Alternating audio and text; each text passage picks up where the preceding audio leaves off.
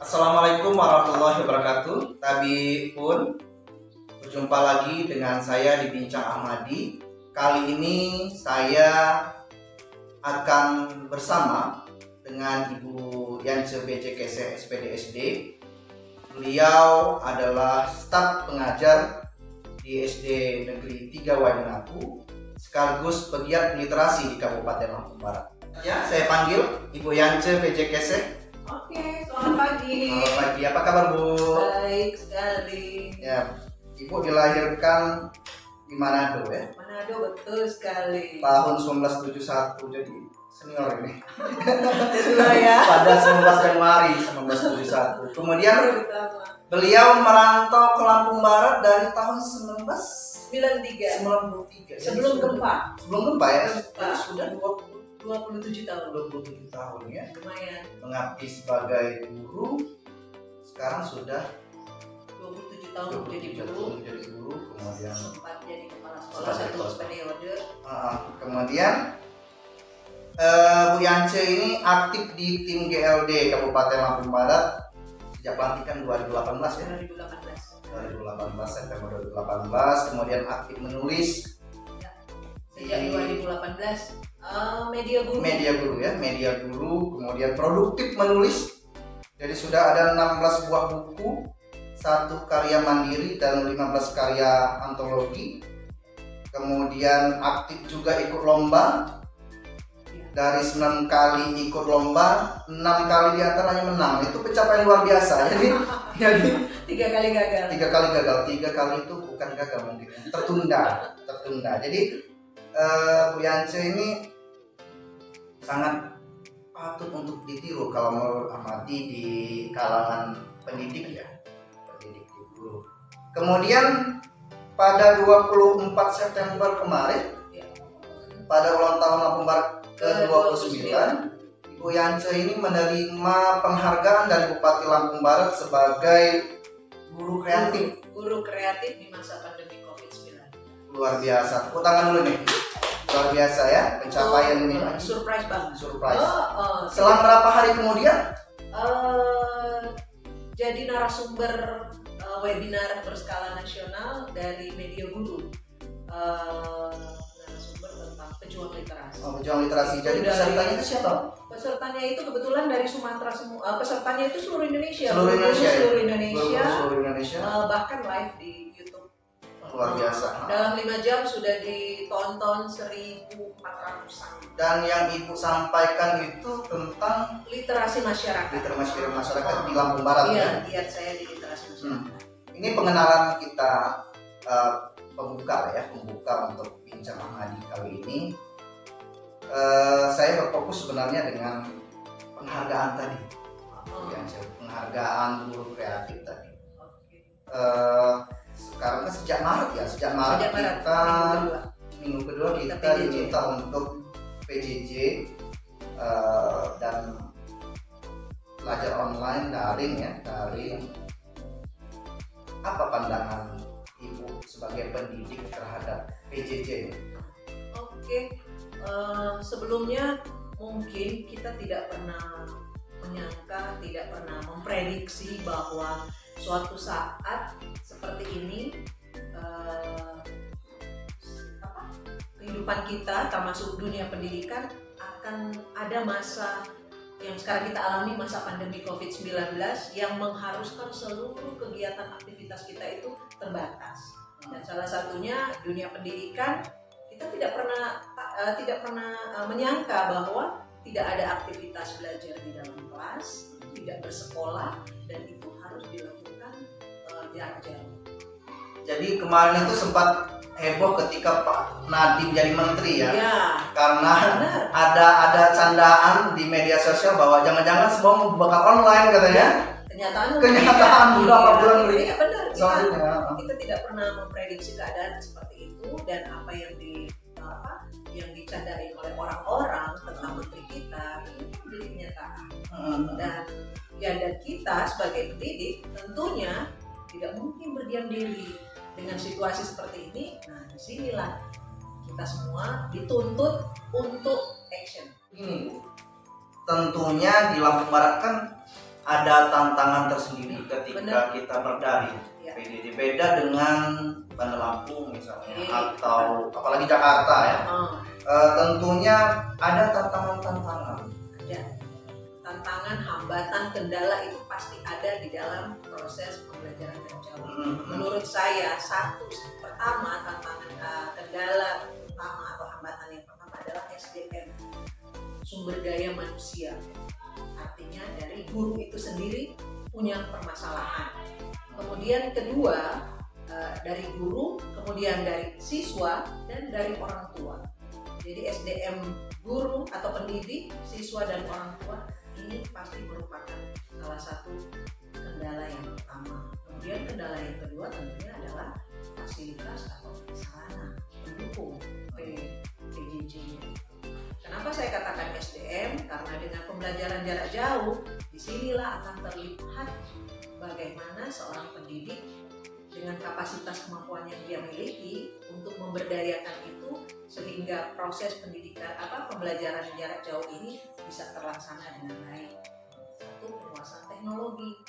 Karena di sebelumnya orang selalu mengatakan apa yang berhubungan dengan internet, daring, dan sebagainya, selalu kan beranggapan saya sudah tua, saya nggak bisa lagi belajar, atau udahlah malas lah. Nah ini sering, dan itu menjadi alasan orang untuk mau tahu tentang dunia digital. Saya juga bukan orang yang ahli dalam digitalisasi, tapi saya selalu berusaha untuk mencoba sesuatu hal yang baru. Dan akhirnya karena keinginan mencoba itu, rupanya itu memberi dampak yang positif ketika terjadi masa pandemi COVID-19 ini. Maka apa yang sudah saya miliki, apa yang sudah saya cari tahu, itu bisa saya aplikasikan di dalam proses pembelajaran jarak jauh secara daring saat ini. Jadi begini Bu, tadi Bu menyebutkan tantangan berdaring itu SDM, guru, siswa, orang tua, kemudian fasilitas gitu ya. Di SD Negeri 3 Waingapu sendiri bagaimana kebijakan yang diambil oleh kepala sekolah tentang hambatan ini? Iya. Pertama, SDM otomatis di sini karena tidak semua guru, kita guru banyak, tidak semua guru memiliki kemampuan yang sama di dalam penguasaan internet dan sebagainya. Nah disinilah kami saling tutor sebaya lah ya, sesama guru kita saling membagi ilmu, keterampilan, apa yang mereka bisa kita saling berbagi.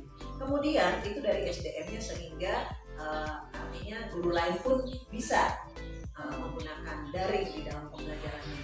Kemudian kebijakan dari sarananya oleh sebelum sarana dari siswanya ini di sini kebetulan ada bantuan internet kan, itu udah bantuan kuota ya, bantuan kuota dari Kemdikbud juga itu kan ada. Nah itu juga sebagai salah satu solusi untuk anak-anak ya. Artinya kapasitas internet yang ada di sekolah ini terbatas, tapi karena kebutuhan akan internet ini, pembelajaran daring ini sangat vital, sehingga kepala sekolah menambah jaringannya lagi, jadi ditambah lagi pembelajaran secara daring dari guru, dari sekolah itu berjalan lancar untuk anak-anak. Dan itu menggunakan aplikasi yang berbeda-beda sesuai dengan kapasitas kemampuan guru. Ya itu untuk guru dan siswa. Kalau hubungan dengan orang tua sendiri bagaimana? Nah, dengan orang tua, saya mengalami sendiri untuk kelas 4 saya ini. Ketika awalnya saya menggunakan WhatsApp aja sebagai aplikasi untuk pembelajaran. Tapi kemudian seiring berjalannya waktu, saya kombinasikan. Saya punya channel YouTube, saya buat video pembelajaran dan saya buat dalam channel YouTube, sehingga anak-anak saya tinggal mengirimkan link. Anak pasti udah bisa, anak zaman sekarang link YouTube udah bisa. Nah yang terakhir sekarang ini saya ketika ulangan saya menggunakan Zoom Meeting. Zoom Meeting juga bagi anak SD, ukuran anak SD itu kan hal yang baru, dan bagi sebagian orang tua juga itu merupakan hal yang baru. Nah, jadi ketika mereka mengalami kesulitan bagaimana untuk connect dengan Zoom Meeting, persiapan ulangan, mereka datang sekolah dan itu saya memberi petunjuk bagaimana menggunakan supaya ketika pelaksanaan ulangan dengan menggunakan Zoom Meeting bisa lancar. Dan alhamdulillah ini udah hari kelima semua lancar. Ya, baik, yang di awal saya sudah menyebutkan Bu Yance ini menerima penghargaan apresiasi dari Bupati Lampung Barat Bapak Paro Sumarsis. Sejak awal sudah merencanakan mau dapat penghargaan atau bagaimana? Ya siapa tahu kan? Tidak terpikirkan Tidak sama terpikirkan. sekali. Itu pun makanya saya katakan tadi itu surprise banget. Kenapa surprise banget? Tanggal 24 itu besok tiba-tiba ketika udah maghrib saya itu ditelepon oleh Dinas Pendidikan dan Kebudayaan, tolong hadir dalam kegiatan upacara perayaan peringatan Hari Ulang Tahun Lampung Barat yang ke-29 di Lapangan Pemda. Loh, kapasitas saya sebagai apa saya harus hadir di situ? Karena kan upacara kan terbatas pesertanya, dari PGRI juga terbatas tidak. Tolong hadir karena Ibu salah satu orang yang akan menerima penghargaan. Nah, itu sebuah kejutan. Udah besoknya, jadi artinya udah berapa jam lagi mau ini kan kalau hitungan jam. Jadi memang surprise, tidak surprise tahu. Ya, tidak tahu. Dan artinya apa yang saya lakukan sejak pandemi COVID-19 di pertengahan Maret, melakukan pembelajaran jarak jauh, berinisiatif sendiri, melakukan dengan WhatsApp, melakukan kemudian kombinasi dengan YouTube, kemudian dengan video, pesan suara, bahkan sampai sekarang Zoom meeting. Itu kan saya melakukan karena memang pengen memberikan pelayanan. Tapi saya tidak pernah beranggapan bahwa apa yang saya lakukan itu rupanya mendapat apresiasi atau pengen dapat penghargaan loh dari hati. Ya siapa tahu. Maaf sekali. Oke. Tadi Ibu menyebutkan bahwa dari awal memang sudah berfokus untuk melayani siswa dari Maret sampai saat ini. Gitu, kan? Yakinkan Ahmadi dibincang Ahmadi. Kenapa Mama atau Mama ya saya manggil beliau ya, lebih akrab Mama sebenarnya. Kenapa kira-kira Bu Yance ini layak mendapat penghargaan? Apa yang membedakan Ibu dengan pendidik yang lain?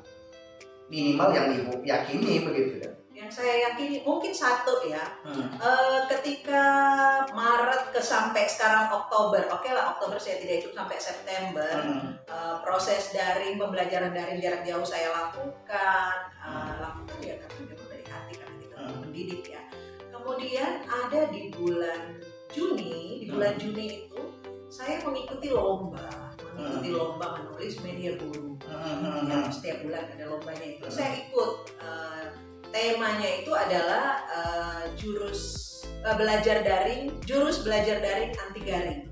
Jurus belajar daring anti garing. Nah, itu saya ikuti lomba menulis artikel tentang pengalaman praktik terbaik saya yang pernah saya lakukan dalam proses pembelajaran jarak jauh ini dengan daring. Apa yang sudah saya lakukan itu saya kemas dalam sebuah artikel. Saya ingat judul artikel saya itu poster corona melahirkan presenter cilik. Itu judul dari artikel. Ya. Coba jelaskan itu.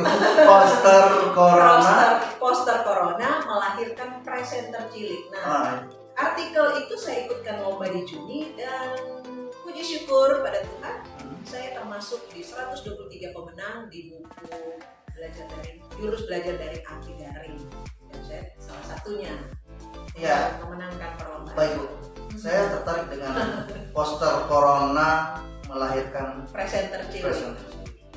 Jadi anak-anak buat poster. Ya, di awal itu saya buat itu di awal Maret belum, karena itu awal benar. Awal Maret itu kan ketika pandemi COVID-19 mulai mewabah, mungkin terdampak juga ke Lampung Barat dan kita mulai 14 hari pertama kita tidak sekolah. Nah, di situ saya mulai dengan WhatsApp, saya mulai memberikan pembelajaran daring. Kemudian ide saya untuk menugaskan anak-anak tolong buat poster tentang bagaimana mengatasi wabah corona ini dalam kehidupan mereka pribadi di rumah. Bagaimana cara mereka menghindari virus corona ini? Mereka buat poster, hal-hal apa saja yang mereka lakukan. Kemudian poster ini mereka presentasikan, kemudian divideokan. Jadi divideokan jadi mereka presentasi dengan poster yang sudah mereka buat. Nah, disinilah yang saya anggap luar biasa. Dari 24 anak ini kan berbeda-beda. Ada anak-anak di kelas tidak bisa ngomong, tidak bisa bicara di depan temannya ketika berdiskusi atau mengungkapkan pendapatnya. Nah, tetapi ketika mereka ditugaskan membuat poster, kemudian membuat video, saya menemukan hal-hal yang luar biasa. Anak pendiam tapi dia sanggup menjadi seorang presenter. Itu kan tidak mudah. Orang dewasa, guru saja kalau disuruh silakan presentasikan, kemudian divideokan di depan kamera, itu akan sulit. Ya, sulit. Sementara anak-anak, jadi di situ yang saya sangat apresiasi untuk siswa-siswa saya, mereka mampu, dan itu penilaian bagi saya luar biasa. Itulah awal saya di PJJ ketika pandemi COVID-19, dan artikel yang saya buat yang bisa menghasilkan juara lomba menulis artikel di bulan Juni. Rindu lah ya dengan siswa ya. Oh pasti banget. Dengan suasana sekolah, kemudian dengan canda, lari-lari, kadang buat kita agak sedikit tensinya agak sedikit naik, itu yang membuat kita rindu. Melalui channel ini boleh nggak Ibu sampaikan kerinduan Ibu dengan siswa Ibu? Oke, kalau bilang kerinduan, karena kami 5 hari ini lagi Zoom meeting.